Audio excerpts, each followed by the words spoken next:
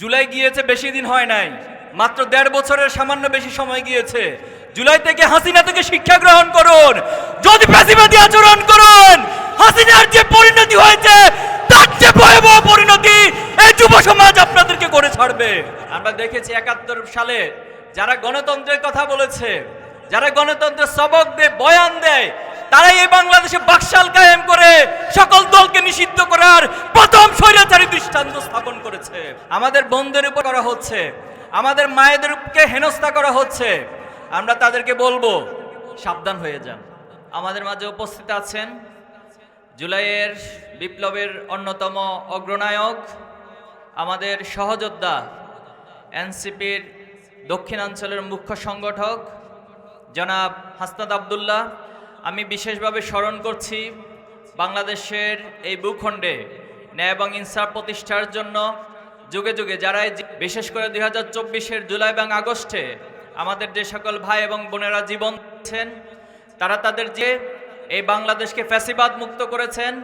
এই বাংলাদেশে আধিপত্যবাদের যত সমীকরণ ছিল সবগুলো সমীকরণকে ভেঙে চুরমার করে দিয়েছেন।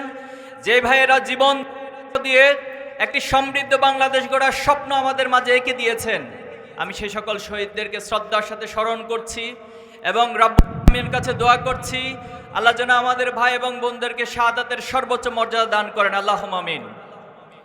সেই সাথে আধিপত্যবাদের বিরুদ্ধে যার বলিষ্ঠ কণ্ঠস্বর ছিল আমাদের সহযোদ্ধা শহীদ ওসমান বিন হাদি, যাকে নির্মমভাবে আধিপত্যবাদী শক্তি এবং ফ্যাসিবাদের রেখে যাওয়া বস্তা পাচা যে শক্তি রয়েছে তারা সম্মিলিতভাবে ষড়যন্ত্র করে আমাদের হাদি ভাইকে।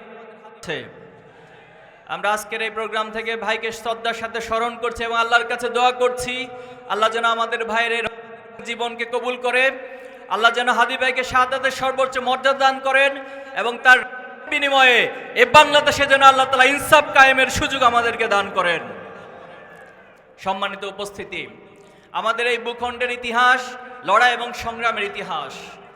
সেই উপনিবেশিক শাসনকাল থেকেই এই ভূখণ্ডকে গোলামীর জিঞ্জরে আবদ্ধ করে রাখার জন্য সবসময় দেশীয় ষড়যন্ত্র এবং আন্তর্জাতিক শক্তি প্রচেষ্টা চালিয়ে গিয়েছে। কিন্তু আমাদের এখানে যারা ছিল সে আলেম ওলামারা, বিপ্লবীরা বারবার জীবন দিয়েছে। তারা বালাকোটের প্রান্তরে শহীদ আহমেদ বেরলভী, ইসমাইল শহীদরা জীবন দিয়েছে।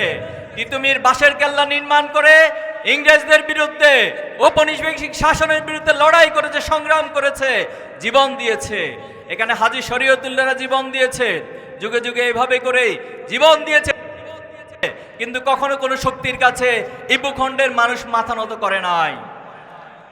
69-এ গণ অভ্যুত্থানে সংগঠিত হয়েছে, 71-এ আমাদের এই দেশের আপামর মানুষ লড়াই করেছে, সংগ্রাম করেছে, জীবন দিয়েছে, এরপরও কারো কাছে প্রভুত্বের কাছে মাথা নত করে নাই।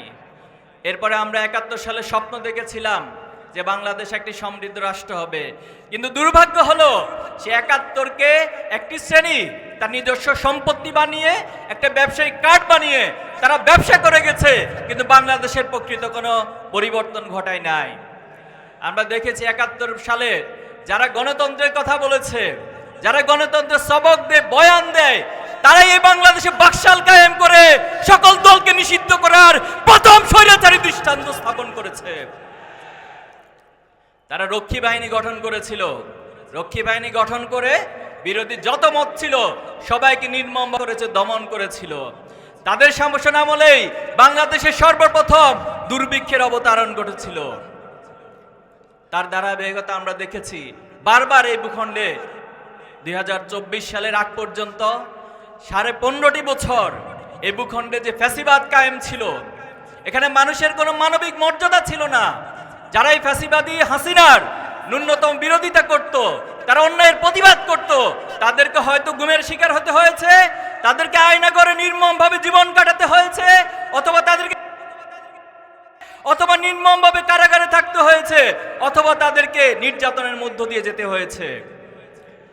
এই যখন অবস্থা ছিল 2024-এর জুলাই এবং আগস্টে বাংলাদেশের ছাত্র জনতা, আপামর মানুষ সম্মিলিতভাবে আবাবিল পাখির মতো জেগে উঠে খুনি হাসিনার ফ্যাসিবাদকে তছনছ করে দিয়ে এই বাংলাদেশে আবার ইনসাফ কায়েমের স্বপ্ন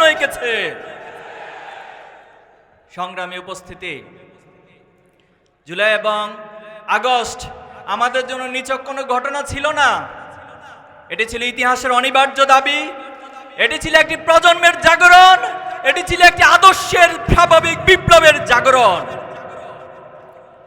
জুলাই এবং আগস্টে সেই দিনগুলোকে আমাদেরকে স্মরণ করা উচিত। তো আমার সাথে অতীতে আপনাদের দেখা হয়েছে, ভবিষ্যতে আবার দেখা হবে, অনেক স্বপ্ন আছে আমাদের। আমরা শুধুমাত্র তাহের ভাইয়ের জন্য ভোট চাওয়ার জন্য আসি নাই। আমি মনে করি না চৌদ্দগ্রামের কোনো জনসভায় তাহের ভাইয়ের জন্য আমাদের ভোট চাওয়া দরকার আছে। তাহের ভাইকে ভোট দেওয়ার জন্য চৌদ্দগ্রামবাসী প্রস্তুত হয়ে বসে আছে। তবে দুর্ভাগ্য হচ্ছে কেউ কেউ ডিস্টার্ব করতে চায়, তাই তো? সারা বাংলাদেশে এই প্রবণতা আমরা লক্ষ্য করছি, বিভিন্ন জায়গায় কার্যক্রম পরিচালনা হচ্ছে, সেটা নতুন করে মাথা চাড়া দেওয়া উঠার চেষ্টা করছে, আমাদের বোনদের উপর হচ্ছে, আমাদের মায়েদেরকে হেনস্থা করা হচ্ছে। আমরা তাদেরকে বলবো, তাদেরকে কি বলা উচিত? সাবধান হয়ে যান, অতীত থেকে শিক্ষা গ্রহণ করুন।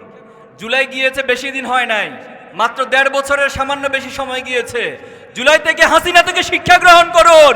যদি ফ্যাসিবাদী আচরণ করুন, হাসিনার যে পরিণতি হয়েছে তার যে ভয়াবহ পরিণতি এই যুব সমাজ আপনাদেরকে করে ছাড়বে। আমরা কারো উপর হাত তুলব না। হাত তুলবেন? হাত তুলব না। আমরা তাদেরকে সাবধান করব, ভালো হয়ে যাওয়ার জন্য বলবো। সামনে রমজান আসতেছে। কি আসতেছে? রমজান মাসের একটা ফিতরত আছে, আল্লাহ তাআলা শয়তানকে খাঁচাবন্দি করেন, শিকলে বেঁধে রাখেন। এজন্য কেউ যদি শয়তানি করার চেষ্টা করে, তাদেরকে আপনারা কেউ মেহেরবানি করে গায়ে হাত তুলবেন না। আইন শৃঙ্খলা রক্ষাকারী বাহিনীকে সহযোগিতা করবেন, দড়ি দিয়ে বেঁধে তাদের কাছে উপস্থাপন করবেন। কিন্তু তাহের ভাইয়েরকে যারা ভোট দিতে চায়, সে ভোট প্রদানে যারা প্রতিবন্ধকতা সৃষ্টি করবে, তাদেরকে আমরা ছেড়ে দিব না। আমরা একটি নতুন বাংলাদেশ গড়ে তুলব, তারুণ্যের বাংলাদেশ গড়ে তুলব ইনশাআল্লাহ। আল্লাহ আমাদের সহায় হন। নাসরুম মিনাল্লাহি ওয়া ফাতহুন কারীব ওয়া বাশশিরিল মুমিনিন। আসসালামু আলাইকুম ওয়া রাহমাতুল্লাহ।